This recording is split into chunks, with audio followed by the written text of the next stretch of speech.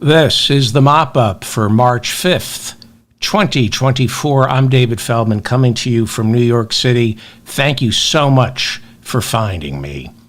It came as no surprise. On Monday, the United States Supreme Court overturned the Colorado State Supreme Court, which had ruled that Donald Trump's name be removed from the Colorado state ballot, citing Section 3 of the 14th Amendment, which says anyone who swore an oath to uphold the Constitution and then participated in an insurrection cannot hold elective office. But on Monday, the Supreme Court overturned that Colorado court's ruling, thus also invalidating similar rulings in Maine and Illinois, where officials said they wanted to scrub Trump's name from the ballot pending our Supreme Court's ruling. Up until Monday's ruling, 32 other states were fielding 14th Amendment challenges to disqualify Trump from their ballots. All those suits will now be tossed out after the court's 9-0 unanimous ruling. That's right, all 9 voted. Clarence Thomas failed to recuse himself despite the overwhelming evidence that his wife Ginny played a key role encouraging the Trump White House to stop the counting of votes on January 6. The ruling was simultaneously narrow and overreaching. Narrow in that the court didn't rule on whether January 6 was in fact an insurrection, or if Donald Trump led or participated in it. The court stayed away from the First Amendment issue as to whether Donald Trump's speech on the ellipse that day constituted a call to arms. It also steered clear from attempting to resolve the semantics of whether the President of the United States is considered an office holder and therefore subject to the insurrection clause of the 14th Amendment. Instead, the court said states lack the authority to remove a candidate for federal office from their individual ballots. The court said states are free to use Section 3 of the 14th Amendment to disqualify candidates running for office in their own state. But when it comes to the president, the disqualification could only come through an act of Congress.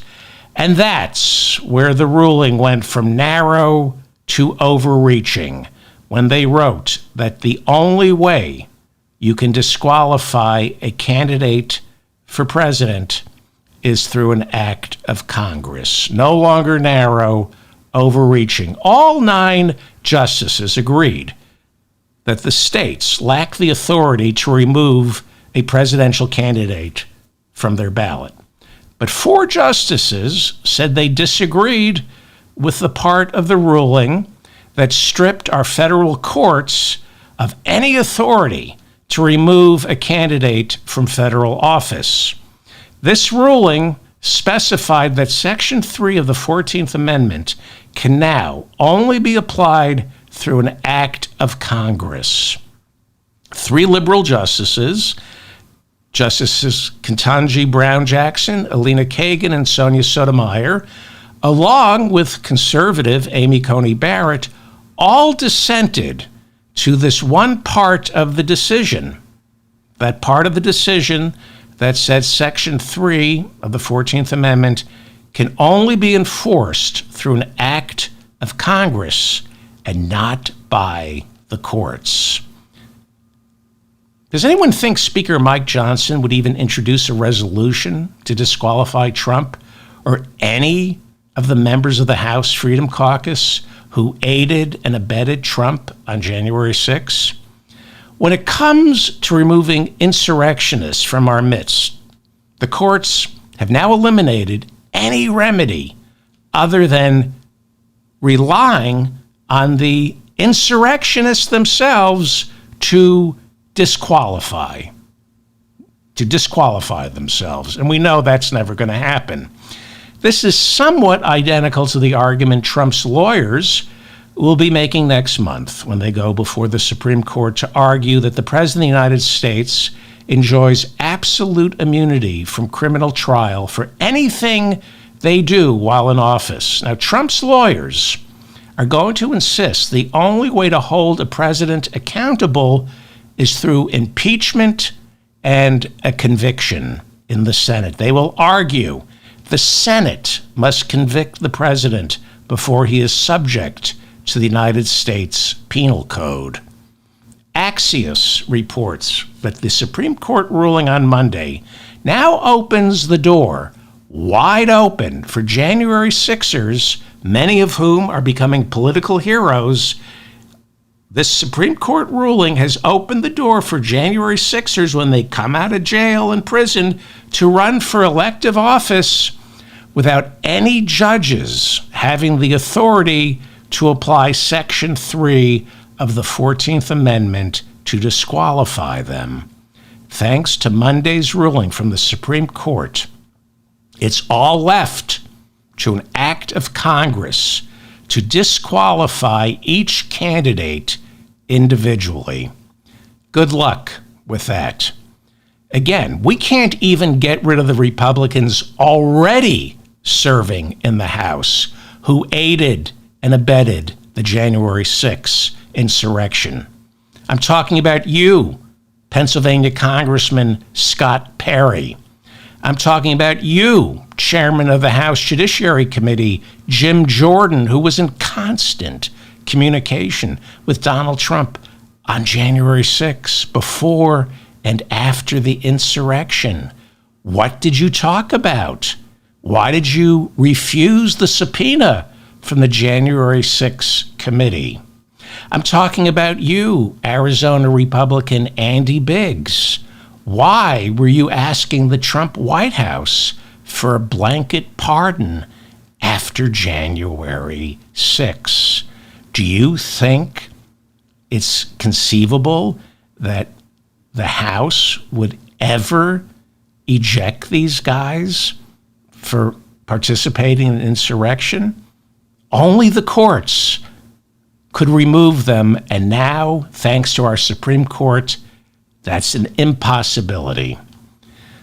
Like the Kennedy assassination, Contragate, the illegal invasion of Iraq, our system lacks the vocabulary to pull on the strings to see just how many members of our own government were complicit on January 6th. We're never going to find out. But I'm going to defend Merrick Garland, because a lot of my listeners keep blaming Merrick Garland, our Attorney General, for not moving quickly enough to prosecute the January 6ers. Now, Merrick Garland is our Attorney General. He is not the judge, jury, and executioner. You need a grand jury to hand down criminal indictments, and then you have to make those indictments stick. You need to get convictions. Short of President Biden invoking emergency powers and declaring martial law, and then rounding up everyone who participated in January 6th, we have to let this wind its way through the courts. And unfortunately, it not only takes time, it also takes thousands and thousands of hours of Justice Department employees battling Trump's attorneys who are masters of delay, who are financially incentivized to delay. They're getting what, $1,000, $2,000, $3,000 an hour? They want to delay everything. So it's not good enough for Merrick Garland to indict. He has to win. And before you call our Attorney General Merrick Garland weak, why don't you check out the Justice Department's win-loss record when it comes to January 6th. Close to 1,000 convictions, several for seditious conspiracy. The Oath Keepers and the Proud Boys are doing time for seditious conspiracy. I don't think the Justice Department, when it comes to January 6th, has lost a single case. Maybe I'm wrong. Let me know in the comments section. But I don't think so. He's won convictions for close to 1,000 January 6ers, which is why Donald Trump is doing everything he can to delay his 2 criminal trials until after the November election in the hope that he will win and then order his attorney general to drop the cases. That is a testament to Merrick Garland's Justice Department that Trump is doing everything he can to avoid sitting in a criminal courtroom going eyeball to eyeball against special counsel Jack Smith. I believe history will remember Merrick Garland's prosecution of the January 6ers, including Donald Trump. I think he'll be remembered favorably. These things take time.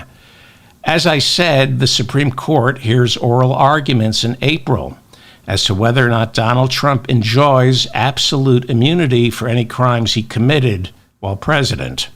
Now, until the court rules that he doesn't, in fact, have immunity, we know that the court is dragging its feet to buy him time, but we know it's impossible. There's no way they're going to rule that the president has absolute immunity. But until they make that ruling, 2 federal trials are being held in abeyance. Those 2 trials are the D.C. election interference trial and the Miami trial, where Donald Trump is charged with violating the Espionage Act for mishandling classified documents. Yes, Donald Trump is on trial for violating the Espionage Act. Never forget that he's an adjudicated rapist and has been indicted for violating the Espionage Act, and somehow people are voting for him. Now, the Manhattan District Attorney's criminal trial, charging Trump with violating campaign finance law and falsifying documents, that remains on the docket. It's later this month, March 25th, because the Supreme Court's immunity ruling only affects federal trials. And the RICO trial down in Georgia, where Trump is accused of attempting to overturn the 2020 presidential election in that state, is also immune to the court's immunity ruling. That's going to happen.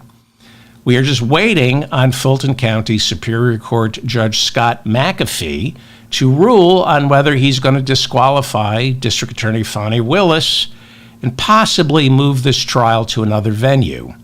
Willis is accused of carrying on a romantic relationship with her lead prosecutor, which Trump's lawyers insist demonstrates a conflict of interest. Why? Because she wasn't carrying on an affair with Donald Trump?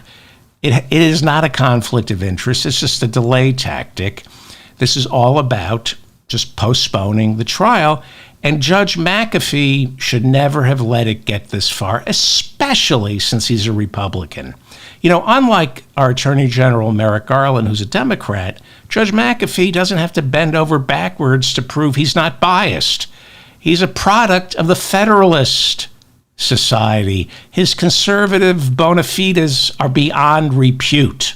So he should be done with this. He knows better. But we're waiting. We're waiting. We have to wait 2 weeks before his ruling comes down. And why is that? Well, because everything in life is politics. And quite frankly, I wouldn't want it any other way.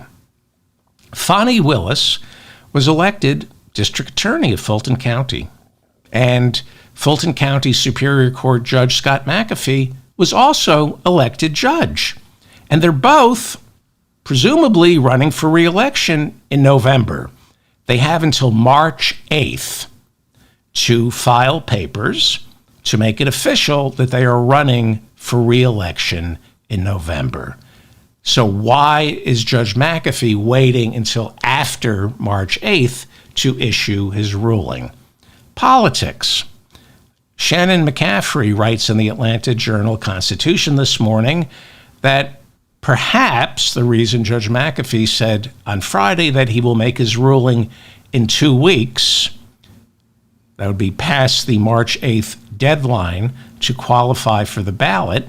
That's because he wants to discourage candidates from jumping into his race for judge or Fani Willis's race for district attorney because of his ruling. So he's going to wait till people can't file to run, and then he's going to issue his ruling, because everything is politics. It is conceivable, by the way, assuming Fani Willis is not disqualified, that her RICO trial will start in the fall with Donald Trump running for president, while Fani Willis and Judge McAfee are both running for re-election. It's all political, but I wouldn't want it any other way. It's better than the alternative, like our Supreme Court of 9 unelected judges who are all political, but never had to run for office. So let's stop pretending our law isn't political. It's political, and we have to do something about our Supreme Court. It's undemocratic. It is simply undemocratic. The 2024 budget should have been passed and in effect all the way back in October of 2023. That's when the budget begins. We were supposed to be working on the 2025 budget by now. Instead, we narrowly averted once again a partial government shutdown on Friday when Congress signed on to a short-term extension. Believe it or not, Republican Speaker Mike Johnson and Democratic Senate Majority Leader Chuck Schumer might actually have a spending bill ready for the House of Representatives to vote on tomorrow. We are currently, if you remember, operating under what is called a laddered continuing resolution. And right now we need to get 6 appropriations bills passed to avert a partial shutdown by the end of the week. And on Sunday, the House and Senate unveiled a $435 billion spending package that includes 6 of those 12 bills. You need 12 bills to pass a budget. 6 will be presented supposedly tomorrow to the House of Representatives. So the problem for Speaker Mike Johnson is if, and a lot can happen between now and tomorrow, but if he presents this $435 billion spending package, if he does this, it would be yet another vow that he broke to his caucus. He was elected Speaker on a promise of single-subject spending bills, not 6 bills bundled together. And more importantly, he promised not to work with Democrats. The problem he has is he's got only 2 votes to spare in his razor-thin majority. And Johnson is planning to introduce on Wednesday this massive spending bill through a process called suspension. Suspension is how all the continuing resolutions have been passed since October 1st of last year. Johnson is planning to once again bypass the Rules Committee and just throw the spending package straight to the floor for a simple thumbs up or thumbs down. Now, because it's being introduced through suspension, parliamentary rules dictate that 2/3 of the House must vote in favor of it for it to pass. And that means he needs Democrats. But as I've pointed out before, his hard right flank is going to complain. You're working with Democrats, unacceptable. However, secretly, they love suspension because it gives them political cover to remain wrecking balls, railing against the spending bill, raising money by voting against it, while at the same time knowing they're not going to kill it. They have the Democrats to save them. So it really, if this goes through, it's a win-win. Suspension is a win-win for the hard right Republicans. They get to be flamethrowers without actually burning the place down. Over and above the 2024 budget, there is also this stubborn $95 billion foreign aid supplemental. It's called a supplemental because it's not included in the budget. It's additional supplemental spending that President Biden wants to give Ukraine, Israel, Taiwan, and humanitarian relief for Gaza.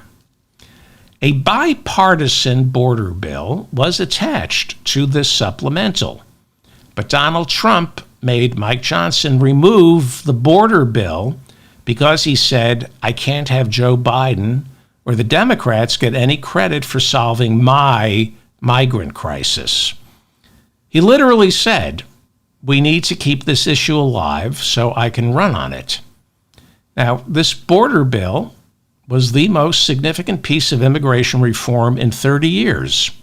Trump ordered the Speaker of the House to kill it, and he did. Donald Trump does not hold elective office. He's maybe the presumptive nominee, but he's calling the shots in the House. And he said, kill the border bill. Mike Johnson killed it.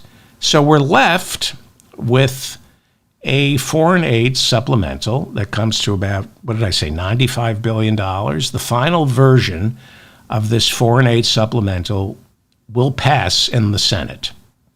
Chuck Schumer has guaranteed that. It would also pass in the House of Representatives, but Mike Johnson will not bring it to a vote. Again, do the math. Republicans have a 2-vote majority, which means all it takes is 3 Republicans to vote for the supplemental, the foreign aid supplemental, and it passes because every Democrat is going to vote for it. And there's no question there are enough votes in the House for the foreign aid supplemental to pass, but Mike Johnson will not release it. Last week, I told you about something called a discharge petition, a parliamentary procedure where a majority of House members can circumvent the will of our Speaker by signing a petition to release the bill from the Speaker's office, from his Rules Committee, and bring the bill to the floor for a thumbs up, thumbs down vote. It's called a discharge petition. If a majority of House members sign a discharge petition, then Johnson has no choice but to bring the $99 billion foreign aid supplemental to the floor for a vote where it would pass. Right now, Punchbowl reports that Massachusetts Democrat Jim McGovern is preparing a discharge petition, as is House Republican Brian Fitzpatrick from Pennsylvania. The will is there, especially in the Republican Party. As Joe Biden pointed out, the money that goes to Ukraine, $40 billion of that, is a jobs bill for places like House Republican Brian Fitzpatrick's Pennsylvania.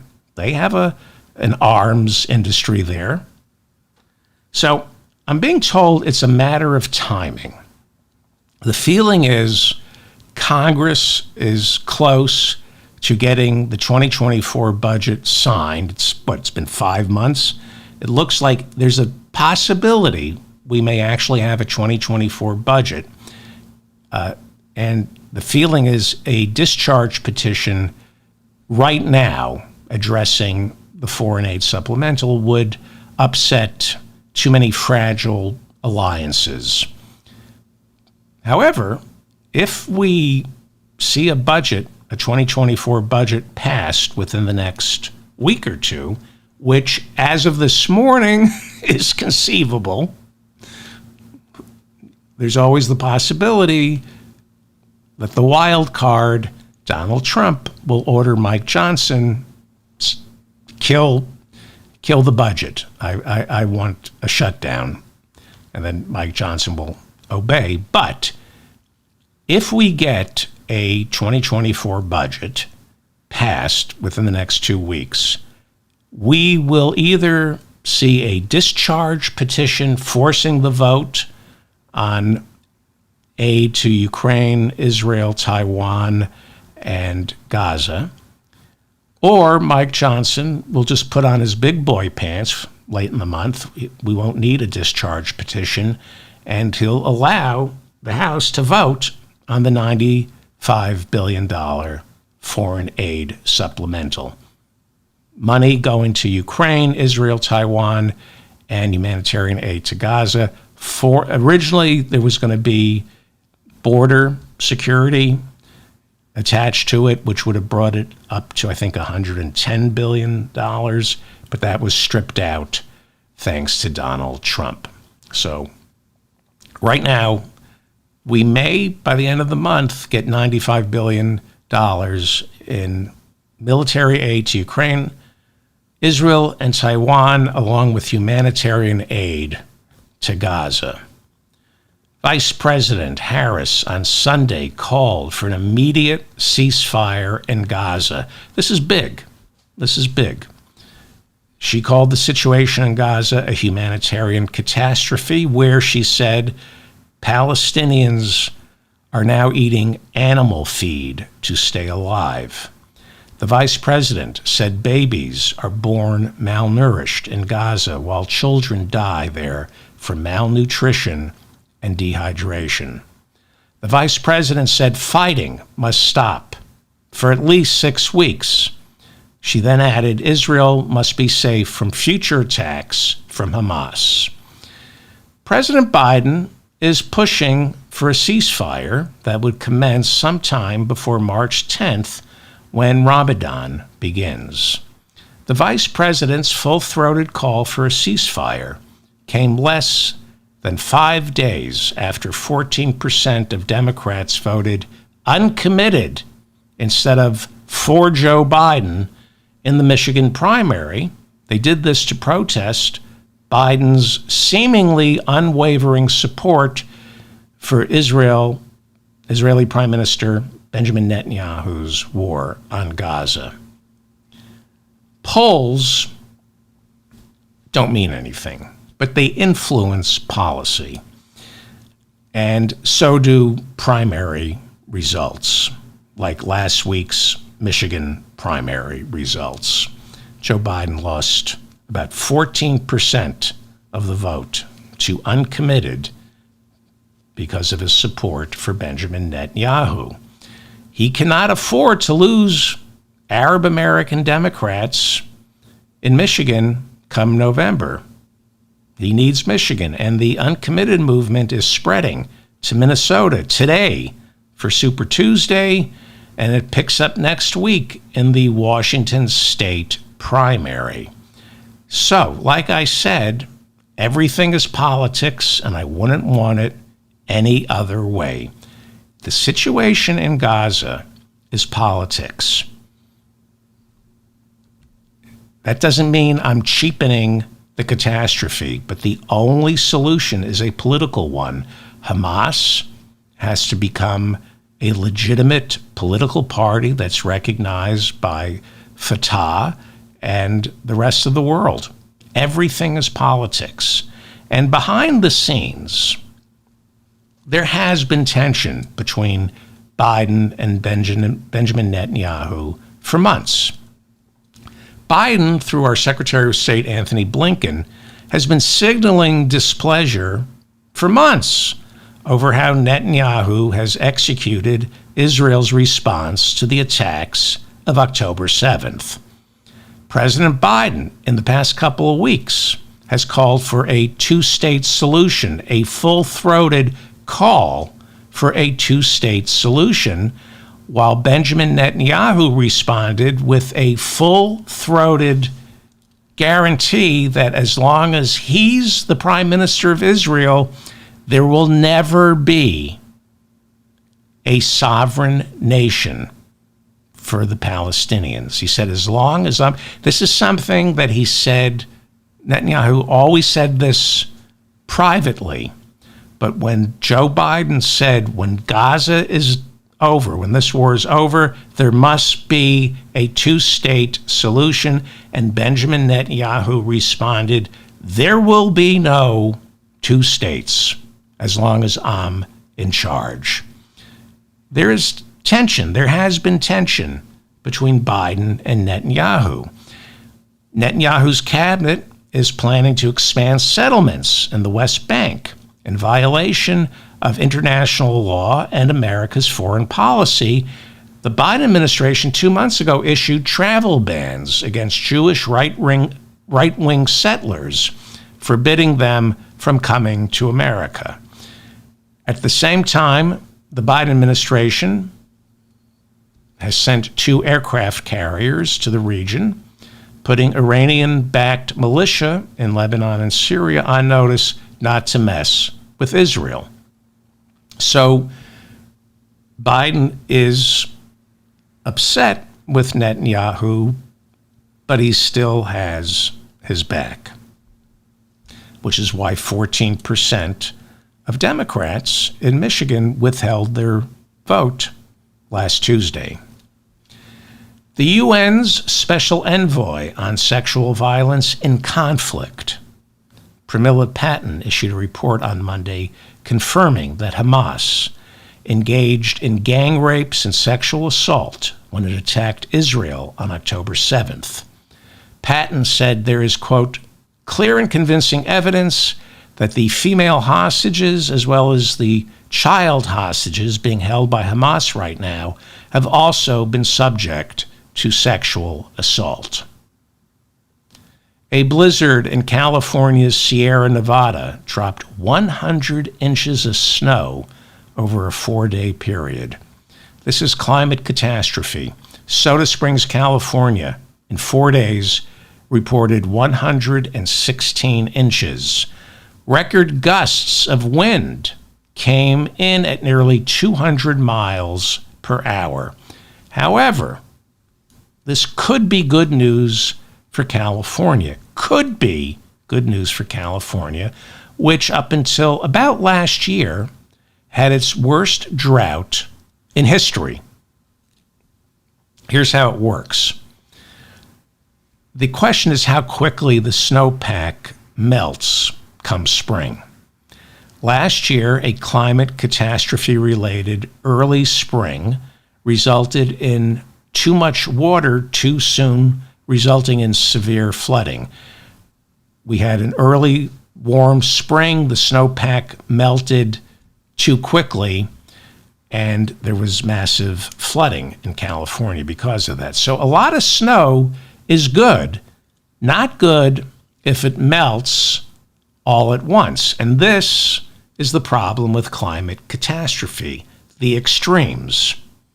You get the extreme of 110 inches of snow, and you think, okay, that might be good, but in a month or two, we're going to get the extreme heat that melts that snow, and the soil and the Army Corps of Engineers can't build aqueducts and man-made rivers fast enough to channel all that melted snow.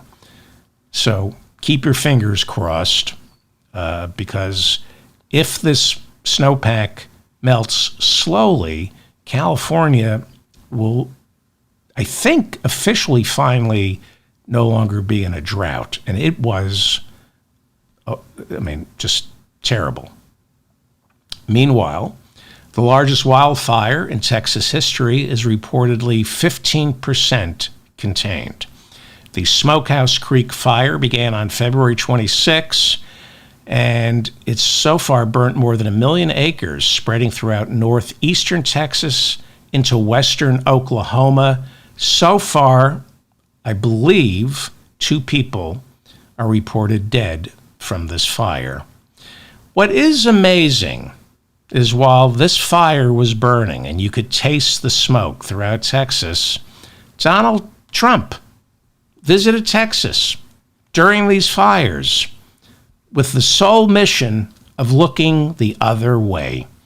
The fires were to the north, and he came to Texas to look the other way, to look south.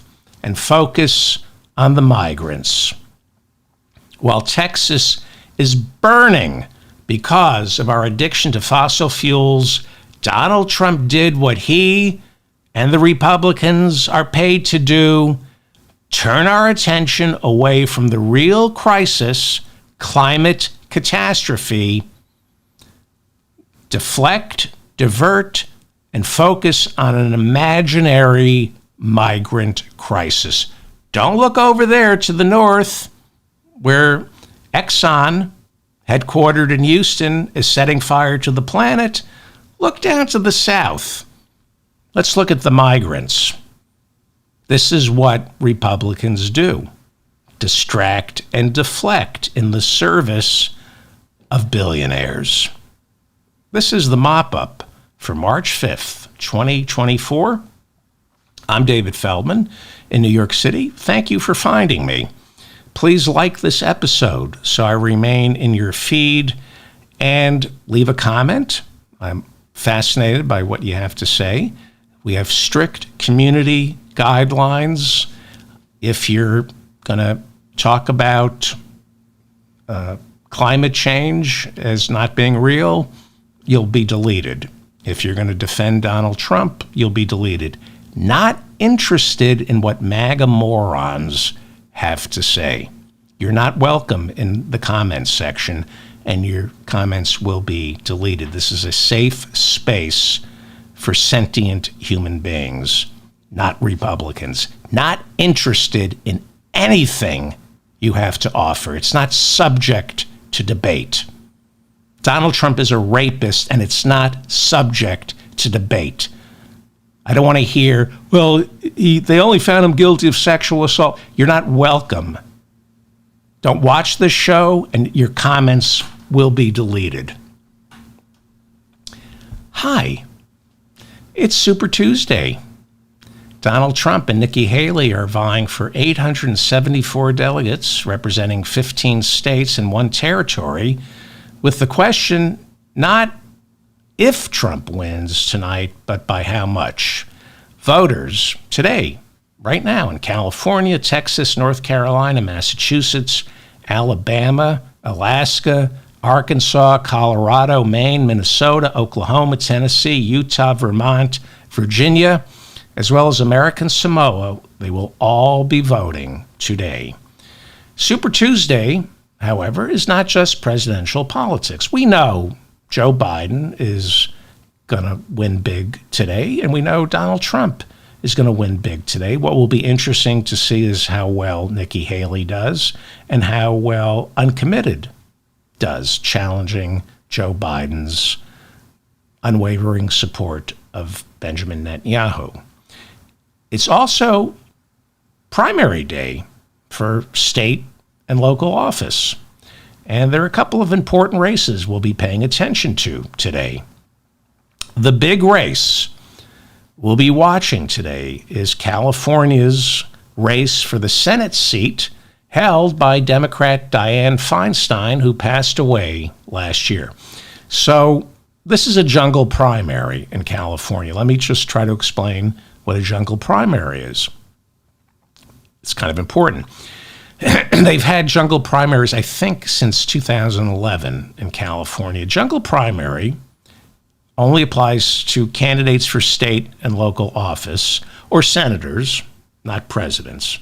The jungle primary puts all the candidates on the same ballot with no regard to party affiliation. Presidential candidates are different, but in the race for the Senate in California, it's a jungle. You have Democrats and Republicans all on the same ballot. And from the list of candidates, only two will make it to the ballot in November. You got to remember, California is deep blue. A Democrat is going to end up as the senator. And Adam Schiff is polling ahead. Congressman Adam Schiff is polling ahead of two other Democratic members of Congress, Katie Porter and Barbara Lee. And I've gone over all this before. The Republicans are offering up Steve Garvey. He's a baseball player. That's all you need to know. He's a Republican and a baseball player. And because this is a jungle primary, Adam Schiff is pouring at least $11 million into advertising for the Republican Steve Garvey. Adam Schiff is spending more on Steve Garvey than Steve Garvey is spending on Steve Garvey. Why? Well, Adam Schiff, in a jungle primary, wants a Republican to come in second. He does not want to face either Katie Porter or Barbara Lee in November. He doesn't want the two Democrats, one of the two Democrats, to come in second. And it looks like Katie Porter has a chance of a second place finish. So Adam Schiff is pumping money into Steve Garvey's campaign. Porter versus Schiff would result in a November face-off between two strong and well-respected Democratic members of Congress. It could be trouble. So just so we're clear, Adam Schiff is the front-runner, Democrat. He does not want Katie Porter, Democrat, to come in second, because then it would be two Democrats running against each other in November. So he is pumping about $11 million into Republican Steve Garvey's campaign, because he knows, Schiff knows, that he can beat Garvey because California is never going to elect a Republican. I think Schiff has about $50 million. I think he spent $50 million so far, anywhere between $40 million and $50 million. And 11 of that went for Steve Garvey. Unbelievable. So that will be a race we're following. This is also a very important race to keep an eye on. We're looking at Texas's 23rd congressional district, where Republican Tony Gonzales faces a primary challenge from MAGA Republicans to punish Gonzales for his vote in favor of establishing a January 6th commission to investigate the role Donald Trump and his White House played in the insurrection. So this primary challenge is part of Donald Trump's effort to purge the entire party of non-loyalists. How many of the Congress, the members of Congress who voted to impeach him are still in office? How many Republicans who voted to impeach him are still in office? How many Republican members of Congress who voted to certify the election in favor of Joe Biden are still in office? Ken Buck is leaving. Chip Roy is still around.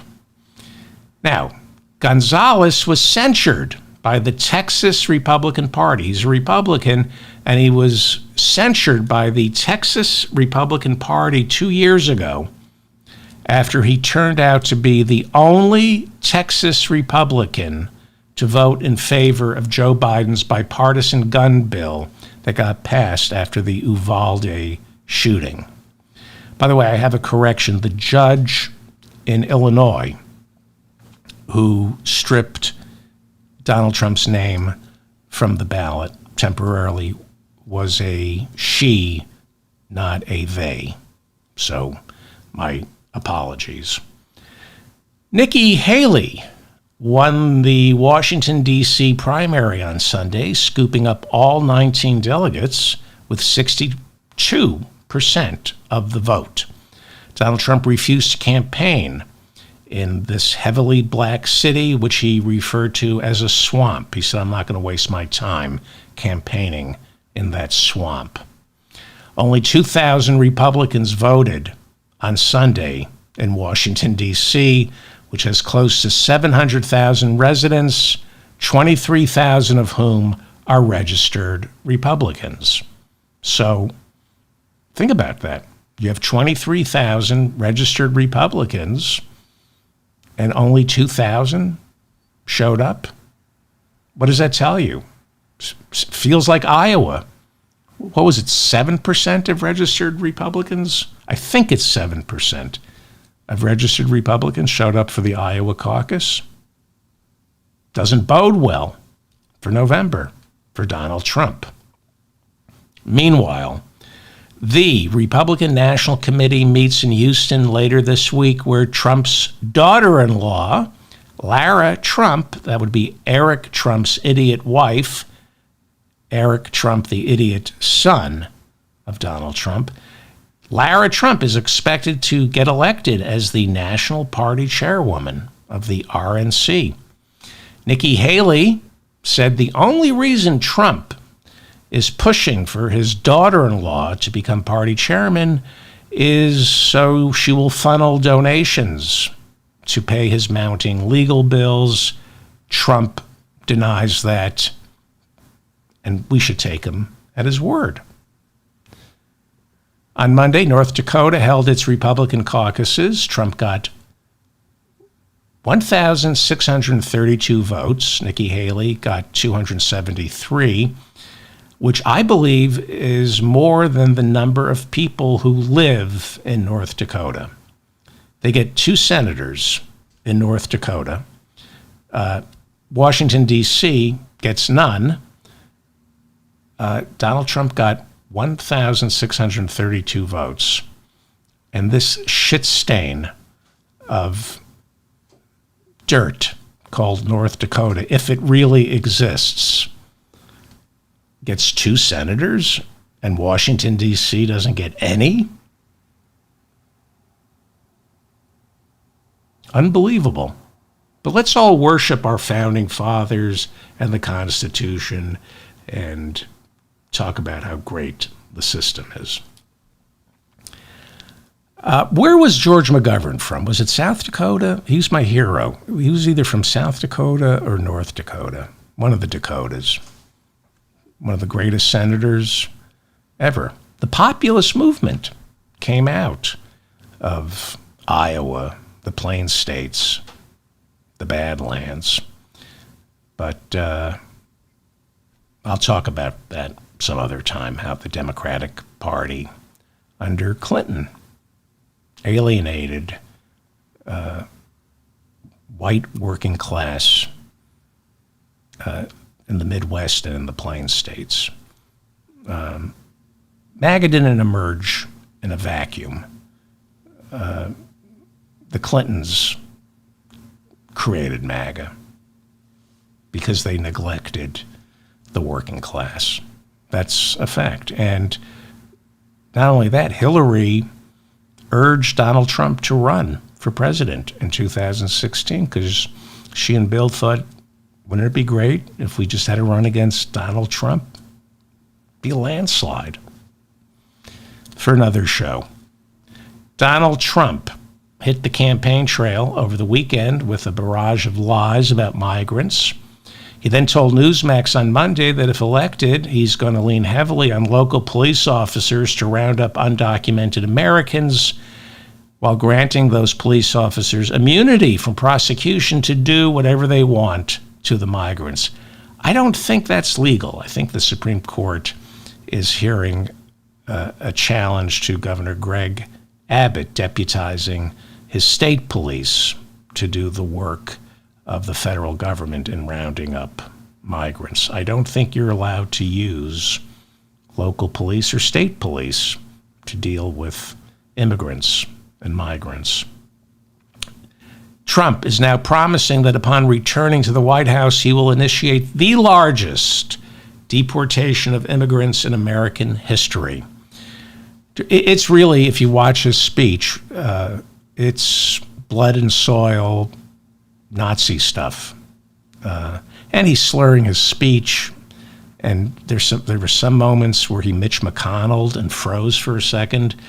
During rallies in North Carolina and Virginia over the weekend, Trump lied when he said that Joe Biden was attempting, quote, to overthrow the government of the United States by allowing an invasion of migrants. Donald Trump is all in on the great replacement theory. He's perpetuating this racist trope. adding that Biden intends to flood America with a, quote, foreign army of millions of immigrants. Why, says Trump? So they can vote for Democrats.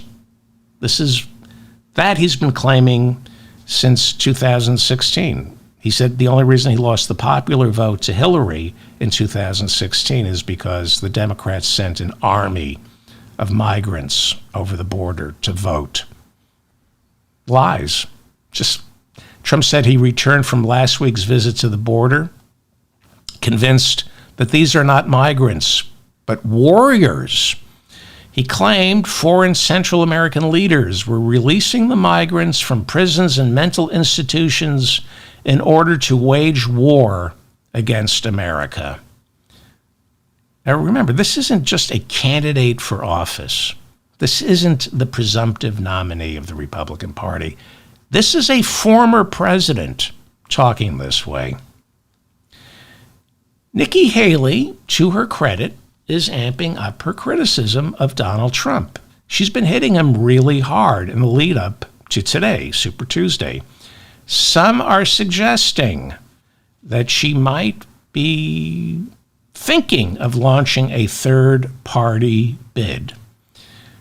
During a campaign stop in Texas over the weekend, Haley called Trump unhinged and said there was a perfectly good bipartisan border bill ready to be signed earlier this year, but Donald Trump ordered Mike Johnson to kill it so Trump would have something to run on.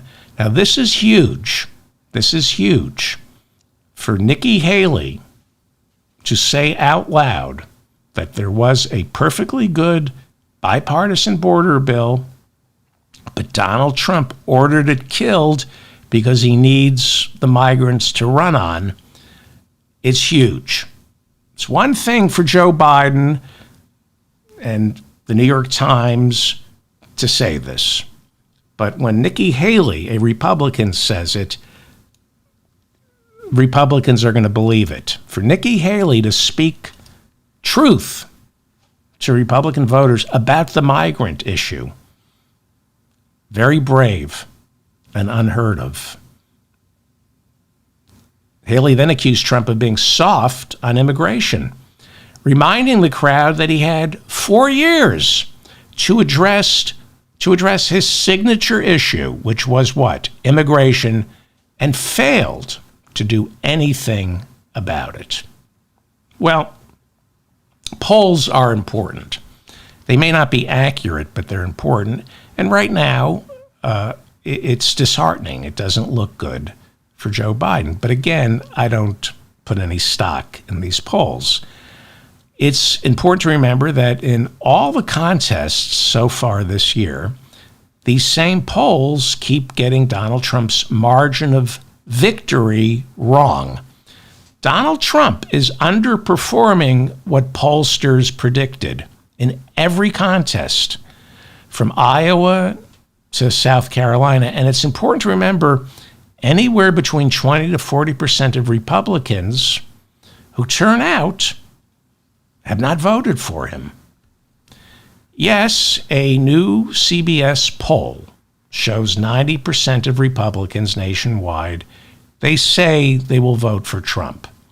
But national polls mean nothing. It's Michigan, Wisconsin, and Pennsylvania. If Biden loses one of those, he's got to swap out either Georgia or Arizona. If he doesn't win Wisconsin, then he's got to win Georgia or Arizona again, and then he's got 270. So all that matters are the Republicans in those 3 states. That's all that matters. All that matters. For some reason, the polls, if we're to believe them, they seem to show that Americans are saying the economy was better under Donald Trump. It clearly was not.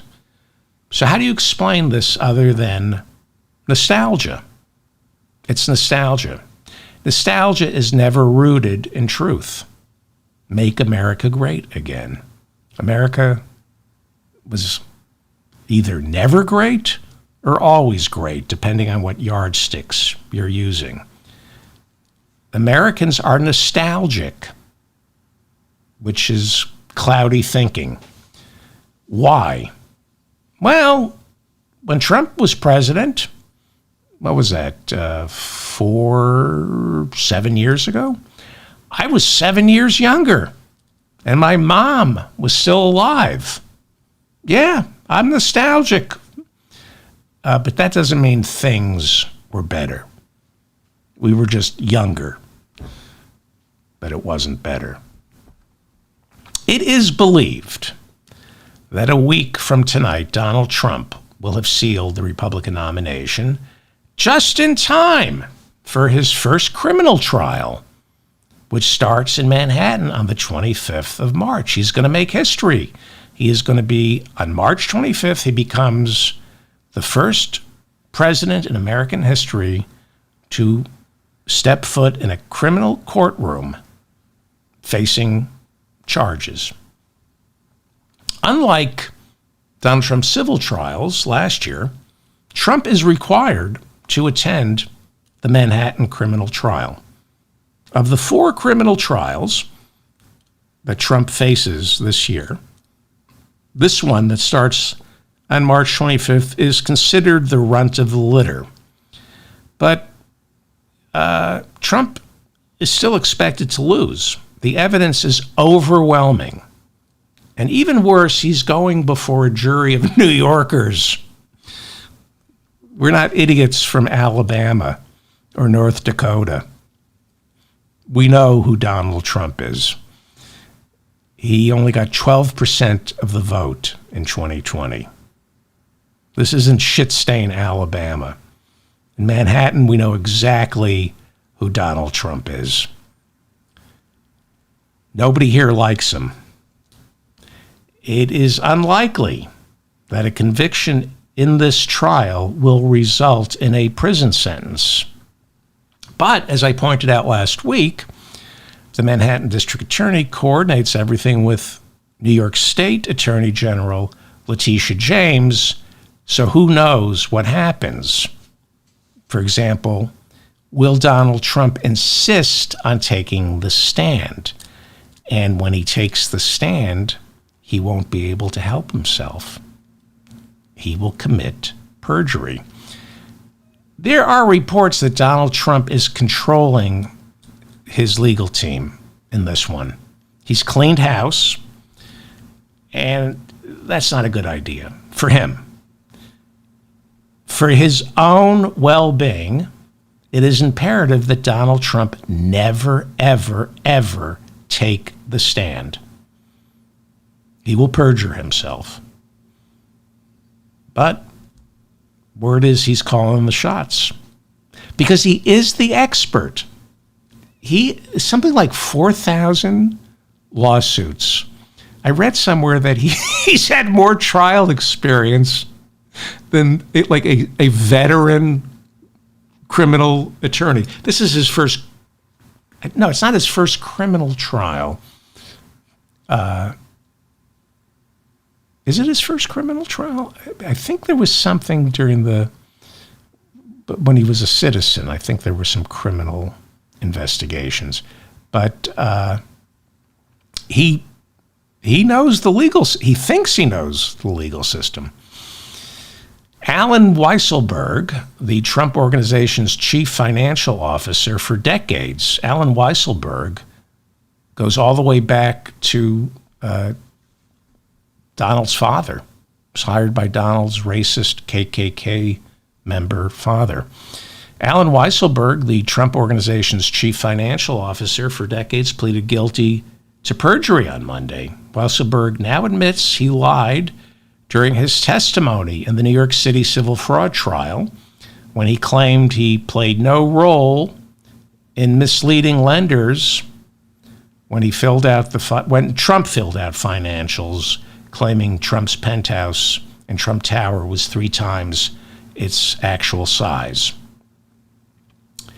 To borrow against his penthouse, Trump tripled the size of it, and Weisselberg swore under oath he had nothing to do with that, And then they found some emails to Forbes magazine that Weisselberg had written, so he came in on Monday and pleaded guilty. Now, Weisselberg already served 3 months on Rikers Island after pleading guilty to tax fraud during a trial where the Trump organization was found guilty of cheating the government out of a couple of $1 million. The Trump organization, not Trump himself, and Weisselberg were convicted back in 2022.